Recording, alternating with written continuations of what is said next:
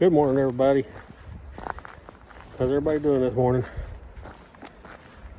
I'm doing good. We're out from walking and calling, I can tell you that. Reason I'm making this video, I'm not one to rant. Just not my style. I just don't care nothing about ranting. But when you're seeing one of your passions being slowly eroded away from you, and it doesn't seem like people are doing people in control, I'm not saying people in general, but people in control are doing anything about it, really. There's concerns. I'm talking about turkey hunting, that's what I'm talking about. I'm in a spot right now, I've hunted all my life. I can't tell you of the thousands of gobbles I've heard within 2-3 miles of where I'm at right now, and that's not an embellishment at all. But I walked, at this point, 1.5 miles or so right now. I haven't even seen a turkey dropping in the road. This old logging road I'm walking on. I've never seen that in my life. I've always seen sign, at least, even if birds are tight-lipped. You see sign where I'm at right now, but it just ain't here. Turkeys aren't here.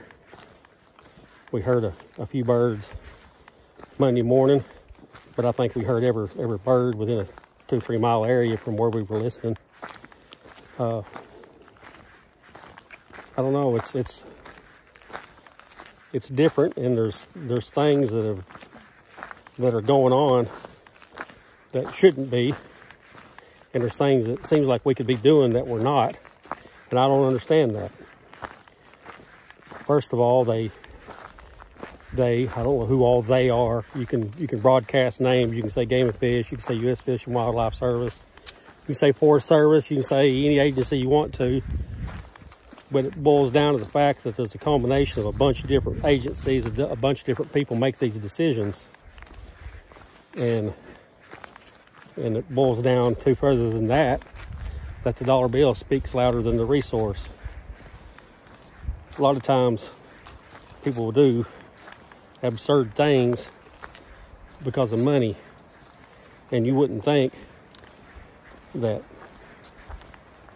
would happen in the realm of trying to manage a game species, but it does, and does big time. Right off the bat, I mean, I'm a scientist. I have a degree in fish and wildlife biology, so I get it. I understand some of the things they do, but there's some things that they're doing that it doesn't logically make any sense to me. Because I know they have to take surveys, and they have to take surveys from us, the hunters that are out here, and they have different methods of doing surveys. Well, I know if these surveys are being held correctly, that the numbers that they're getting back with these surveys doesn't constitute the reasoning behind some of the regulations that we have. Like a 2-bird regulation in where I'm at in the center of the state. Come on now. I mean, and then you might say, well, that's a gobbler, that's not a female. The hens, they lay the eggs, they're the main producers. When you get as lopsided as we are now, and you get the amount of pressure that a gobbling bird has on it, there's no guarantee that all the hens in that area is going to get bred by that gobbler, just simply because of the pressure that one bird receives. If I'm wrong, somebody say something, but I don't think I am. That's simple birds and bees. And when that hen ain't getting bred every day like she should be, some of the eggs she's laying aren't viable. You put I don't know, a dozen eggs in a nest for at least up to a dozen days, because she's going to have her entire clutch where she starts setting. Let's say the eggs are 12 to 15 days old before she starts setting. Okay, then you got the incubation point after that where she sets on those eggs. You can't tell me that between the incubation period and the laying period that some of those eggs don't begin to smell. Those eggs get a little bit of smell on the unfertile eggs. And then you've got every predator in the forest is after a turkey. We've got something we didn't have to deal with when I was younger. The fire ants. Fire ants are crazy. Coons, bobcats, snakes, armadillos shuffling nests around, bears, you name it. Anything that's in the woods, if it sees a turkey nest, I mean they're fodder just almost immediately. That's one thing. Just nest viability alone. Then our Forest Service, for some reason, has decided it's okay to start burning control burns in April. I mean, like I said, I'm a scientist at heart, and I understand the benefits of burns and the good that comes from them. But come on now, when you're going that far into season with a burn, you're messing with the ecosystem. You're doing things there that you originally said you wasn't going to do, and you're now doing them because of the sake of a dollar bill. I don't know. It's frustrating to me. With the burns, hen will lay up to 3 clutches of eggs a year. So their argument is, okay, if we go in and we make a burn and we happen to mistakenly burn a nest, that hen is going to lay a clutch of eggs again. Yeah, she probably is. At a minimum, that's going to put her at nesting time, or laying time, and incubation time between clutches at minimal. But her body has also got to get ready to lay that second clutch. So it's not immediately. And then that puts her later in the year laying that clutch. If that clutch happens to survive, that puts that poult, being younger going into the fall, that puts that poult more susceptible to different things that extra month to 2 months would have given it in edge or an advantage in age. That poult no longer has that anymore. That's gone. Can't get that back. Makes it more susceptible to predators. A smaller poult going into the fall, when the foliage starts dropping off, is an easier target for birds of prey, owls, hawks, bobcats. They target adult turkeys, but if they get into where there's a bunch of young poults going into the fall, they'll just pick them off one at a time. I've seen it too many times. See a pile of young turkey feathers. That's just second clutch. If you go into third clutch, the chances of recruitment for them poults decreases even more. I mean, it just bottoms out completely. And that's what the Forest Service is claiming. I don't know who controls those numbers. I know a lot of times the guys that are on the fire lines with the burns, they don't have any control over that. They're just doing a job, and they're supposed to be there doing what they do to get their paycheck, and I get that. I understand that. But somebody pushing the button somewhere isn't looking at the bigger picture, or they're ignoring the bigger picture. Don't know what's going on there. But in reality, I'm seeing a heritage and a passion that I've had my entire life just crumble and vanish. I mean, literally. I've got a brand new grandson, and that's something I've dreamed about for years. It's taking a grandchild turkey hunting. Other things I can hunt, I know, but turkey hunting has always been just a passion I've had. And to be 100% honest, I'm not embellishing at all. If things go the way they are right now, he may never hear a turkey gobble. And that's a fact. Because it's been on a steady decrease. There's no sign of an increase. There's nobody doing anything to improve anything for the turkey habitat, for anything. And you get back to turkey habitat. The burns, they burn the nesting areas. Makes them better later on. I mean, you see here, this is a 15-year cut right here. They still come in and burn. That's good nesting habitat right there. There ain't no bird's nest in it. Walk I just made 20 years ago, I can make that walk. And I promise you, every 200 to 300 yards, No, I'll go further than that. That's probably true, but to keep from sounding embellishing, I'll say every quarter mile I would have an incident with a hen where a hen would either cross the road. I'd hear along the sides in the leaves. I'd see hens constantly later in the afternoon where they've gone to nest and are just kind of milling around like hens do. You don't see that anymore up here. One bird we worked up here Monday morning had 2 hens with him, and that's it.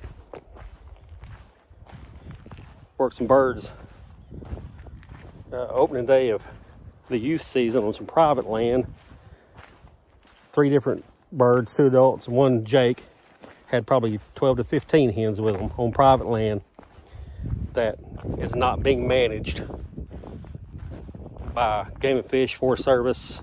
It's just private land. It's just being left alone. There's pressure issues there. I understand all that, but the numbers don't lie. So what can we do about it? I mean, what is there to be done about it?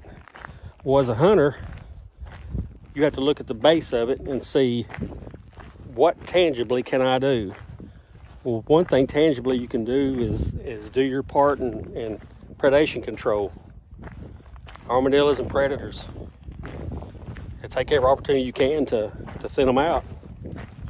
Once they become over carrying capacity, they begin to go past their prey base and deteriorate other prey bases way below their own carrying capacity. So it gets lopsided in a hurry. Coyotes, bobcats, possums, coons. Used to turn every possum I caught loose with a trap. I haven't trapped like I should. Haven't had the time to trap like I should. But next year I'm going to. Anything that I can trap during the summer with a predation permit, I'm going to. If I have to get me some night vision, got a buddy in Booneville, Corey Schlinker. They've been doing their part. Hogs, coyotes, bobcats. Man, the list goes on and on and on. That's a bobcat's got against it. I guess my plea is to take it more than a rant. Rants don't do anything, but something tangible we can do is do something with the predators in your area. Get you a call, do something, I don't know, do whatever it takes. Just try to do something. And as far as the burns go, we're just going to have to get on the stick on that one. They keep telling us, oh, we're not hurting this, we're not hurting that. I used to be on the burn bandwagon. I promise you, I would defend it tooth and toenail. Because like I said, I do understand the science behind it. I understand the advantages of it. But the biggest advantage is the dollar bill right now to the Forest Service. Because they can sell that unsolicited timber a whole lot easier than they can. Timber that looks like this out here that's all growed up and growed under. Every bit of vegetation you see there is taken from these pine trees. They can tell you anything they want to, but their end result and their goal is to make them pine trees mature as fast rate as they can so they can get the quickest dollar bill they can. They ain't concerned about old turkey. They're not. I've got a lot of friends working for Forest Service, and a lot of them are in positions where they can't do a thing about it. What can we do? Call somebody. Talk to somebody. I probably owe a lot of guys apologies for over the years defending the Forest Service and the burns. It seems like every year they keep encroaching more and more and more into the nesting season of the turkeys. Don't even get me started on quail. They've about annihilated our quail. Improved pasture lands and loss of habitat forced the quail into the wooded areas and the clear cuts, those types of areas, up on ridge tops. And then they come in and they do the burns. Yeah, you're in the long run you're creating good quail habitat, but in the meantime you're killing the quail and you're destroying their nesting habitats. I mean, what are you gaining when you're just destroying the resource that you say that you're making better? Oh, there's a lot of different things. I mean, I have a suspicion that enclosed deer feeders, corn, increase in aflatoxins in deer feeders have probably taken out a lot of turkeys. Poultry farmed my whole life, but you can't tell me that LT and avian transferable diseases aren't hitting our turkey flocks. Avian influenza, LT, there's just dermatitis. I've been involved with studies where you can do all the research, you can spend the time in the field doing all the things you're supposed to do. You turn in the information, and the crude, cruel fact is the people that sign your check and the people that control the money flow into that project usually dictate the results of that study. If there's something they don't want you outing and putting in the light, then guess what? It don't go there most of the time. I'm not saying that as a blanket statement. There are things that do come around that are in the scientific community that are of good nature. Let me tell you, just because it's got science behind the name, it does not mean it's 100%. Trust me on that. I know. Been there, done that. That's a long rant, and I know that I've probably lost half of you at this point, but I know what I'm talking about. Figure out something that you can do as an individual, as a turkey hunter, as somebody with sharing the same passion I am. I have not had fun today. I've taken a hike. If I was to have done this for taking a hike's sake, I'd have had a great time. But I'm turkey hunting. Turkey hunting is turkey hunting. There's more failure involved than there is success in turkey hunting. If you say otherwise, you're not a turkey hunter and you ain't got a clue what you're talking about, period. Trust me. But if you're a turkey hunter, you want to at least have an experience. You want something to show for your time. There's an equation that the Game and Fish uses. I'll paraphrase because I cannot remember the terminology, or I cannot remember the formula. But the time spent in the field, see, how does that go? Your happiness is dictated by the time spent in the field and your experiences you have there. If those things don't equate out with the time spent on Game and Fish property, on forest property, and the happiness that it creates, then technically the management of that resource is going backwards, regardless of what it is. Fishing, hunting, mushroom hunting, and there's other things. They won't let you collect mushrooms a lot of places now. That's the dumbest thing in the world. Just regulations. Everything is so stinking regulated. Common sense has went out the window. And we're letting it happen. We're watching it happen, and nobody's saying anything. And that's what this is all about. I don't know. Just do your part. Figure out what your part is, and do that. Whatever that is, whatever you can do. Talk to somebody with some influence. Gripe at them. Just let the gripe be known, and don't do it with some common sense and some core knowledge behind it. Study some of these things I've talked about, so when you talk to somebody, you don't sound like an idiot, and you'll actually get people to listen to you. May not get anything done about it, but you'll at least listen to you. All right, I'm done ranting. God bless you guys, and please take what I said into consideration and find something to do.